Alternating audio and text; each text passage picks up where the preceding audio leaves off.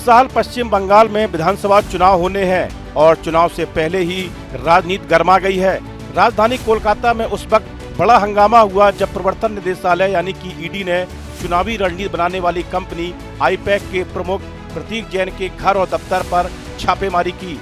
IUPAC पश्चिम बंगाल में सत्तारूढ़ TMC के लिए चुनावी रणनीति पर काम कर रही है। जैसे ही ईडी की कार्रवाई शुरू हुई, मुख्यमंत्री ममता बनर्जी खुद प्रतीक जैन के घर पहुंच गई। उनके पहुंचते ही माहौल काफी तनावपूर्ण हो गया।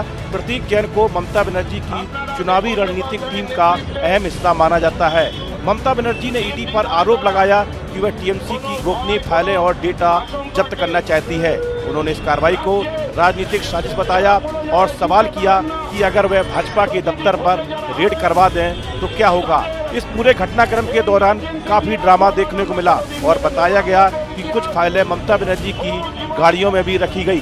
कुल मिलाकर चुनाव से पहले यह मामला पश्चिम बंगाल की राजनीति में बड़ा विवाद बन रहा है। उन्होंने अमित शाह को चुनौती देते हुए कई बड़े आरोप लगाए। ममता ने कहा कि अगर अमित शाह को बंगाल जीतना है, आप में हिम्मत है तो चुनाव लड़कर आइए। ममता ने कहा कि गृह मंत्री मेरी पार्टी के दस्तावेज उठवा रहे हैं।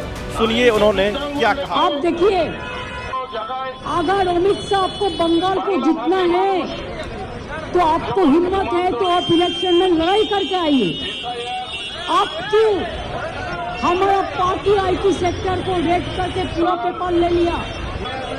आप क्यों हमारा बंगाल में एक जो क्रेडिबिलिटी नहीं है जो ऐप का, उसको देके आप एक बीजेपी वर्कर को इलेक्शन कमीशन ऑफिस में बैठा के 54 लाख नाम को डिलीट कर दिया।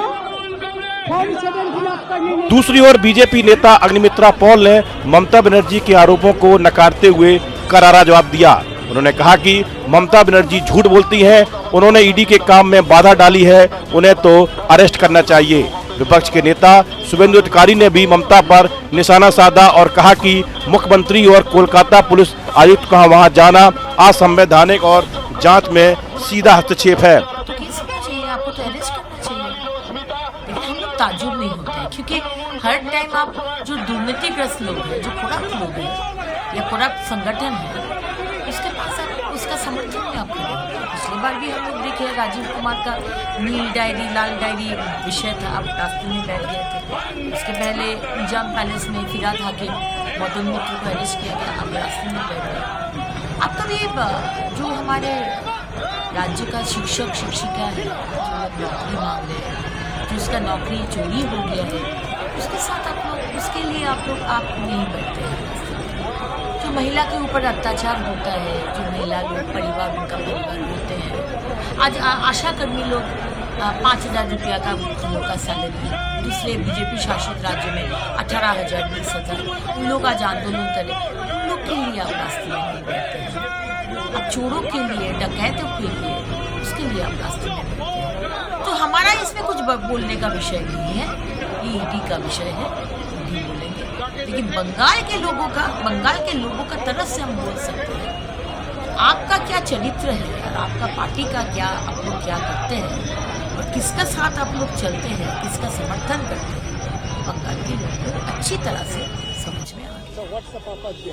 आईपैक टीएमसी के आईटी पोस्ट का कामकाज देखता है। भाजपा नेता ने भी आरोप लगाया कि इससे पहले भी ममता बनर्जी केंद्रीय जांच एजेंसियों की कार्रवाई के दौरान हस्तक्षेप करती रही हैं। उन्होंने कहा कि मुख्यमंत्री पूर्व में सीबीआई की छापेमारी के दौरान कोलकाता पुलिस के तत्कालीन आयुक्त राजीव कुमार के सरकारी आवास पर भी गई थी। अब सवाल उठ रहे हैं कि आखिर इन फाइलों में अंदर कौन सी ऐसी जानकारी थी जिसे जल्दबाजी में कार के अंदर रखवाया गया। इसका जवाब नहीं मिल पाएगा जब टीएमसी या ईडी की तरफ से इससे जुड़ा कोई स्टेटमेंट जारी किया जाएगा। जैसे ही छापे की खबर मिली, टीएमसी नेता सॉल्ट लेक ऑफिस के बाहर जमा होने लगे। बढ़ते तनाव के बीच विधाननगर पुलिस कमिश्नर भी मौके पर पहुंचे। ममता बनर्जी शुरू में एक जगह पर थी, बाद में सेक्टर 5 ऑफिस की ओर चली गई। दूसरी ओर सदस्यों से छेड़छाड़ के मामले में ईडी ने कोलकाता हाईकोर्ट का दरवाजा खटखटाया है। मामले की सुनवाई शुक्रवार को जस्टिस सुब्रा घोष की बेंच में होगी।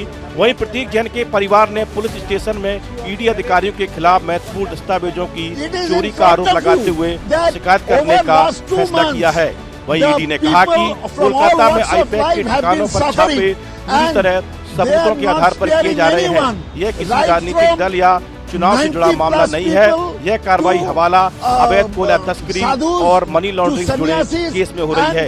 ईडी का दावा है कि कोयला तस्करी से जुड़े एक हवाला ऑपरेटर ने आईपैक को करोड़ रुपए के लेन देन के बारे में बताया है। एजेंसी के अनुसार आईपैक भी हवाला धन से जुड़ी इकाइयों में शामिल है, जिसमें टीएमसी के कई बड़े नेताओं के नाम भी सामने आ चुके हैं। वीडियो फिलहाल इतना ही। आप बने रहिए न्यूज नेशन के डिजिटल प्लेटफॉर्म के साथ। In any other way, by democratic means. That's why they are now simply resorting to this sort of tactics. दुनिया की हर खबर एक झटक अब आपके मोबाइल पर तुरंत फटाफट इंस्टॉल कीजिए न्यूज नेशन ऐप और रखिए खुद को अपडेट।